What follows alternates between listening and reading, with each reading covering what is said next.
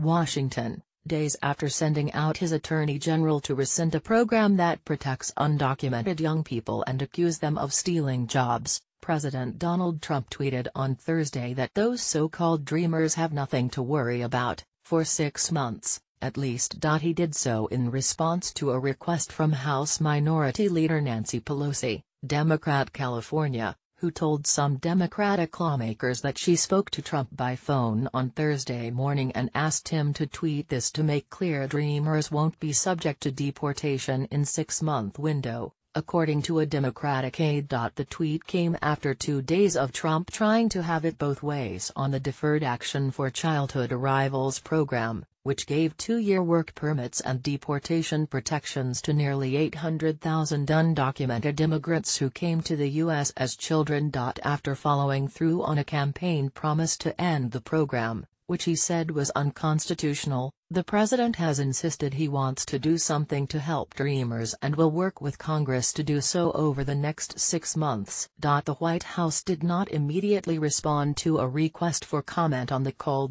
For all of those, DACA, that are concerned about your status during the 6-month period, you have nothing to worry about. No action. Donald J. Trump, at Real Donald Trump. September 7, 2017. It makes sense that Democrats would want to quell some of the fears of Dreamers, many of whom are panicking over a decision that could cause them to lose their jobs and be expelled from the country. It's also true that DACA recipients won't begin to lose their deportation protections until at least 6 months from now.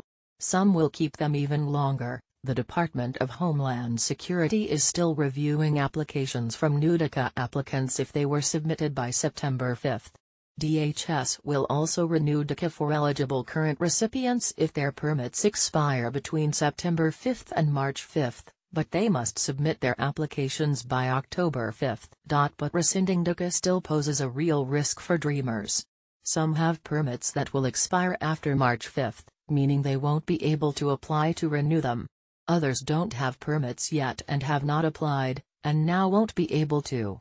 Even if people are eligible to apply for renewal, it's likely some won't be able to pay the $495 fee without more time to save. The most important question will be what happens to Dreamers after the 6-month period if Congress and Trump don't make a deal, which is a very real possibility given the many past failures on the matter, even if lawmakers in both parties are currently insisting they want to work out a compromise to help Dreamers. The White House reportedly sent talking points to Capitol Hill that suggested DACA recipients should leave the country. The Department of Homeland Security urges DACA recipients to use the time remaining on their work authorizations to prepare for and arrange their departure from the United States, including proactively seeking travel documentation, or to apply for other immigration benefits for which they may be eligible, the memo said, according to CNN. DHS spokesman David Lepan told CNN they expect Congress to pass legislation so this will hopefully be a moot point, but always encourage undocumented individuals to depart voluntarily or try to find legal avenues to gain status. DHS officials have said they have no plans to affirmatively go after DACA recipients in the event that they lose their permits. But many Dreamers are afraid anyway, based on other Trump policies. Trump has said immigration agents should be unleashed to do what they believe is best, and he instructed officials to revoke Obama-era guidelines of who should be pursued for deportation. Since those policies were changed, immigration advocates and attorneys said they have seen a greater number of individuals who were allowed to stay in the country for years being picked up, particularly if they have removal orders, which many DACA recipients do.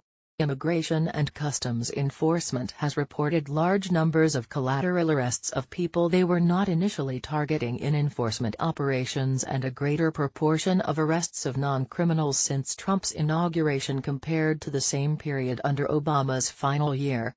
If you're in this country illegally and you committed a crime by entering this country, you should be uncomfortable, he said at the time. You should look over your shoulder, and you need to be worried.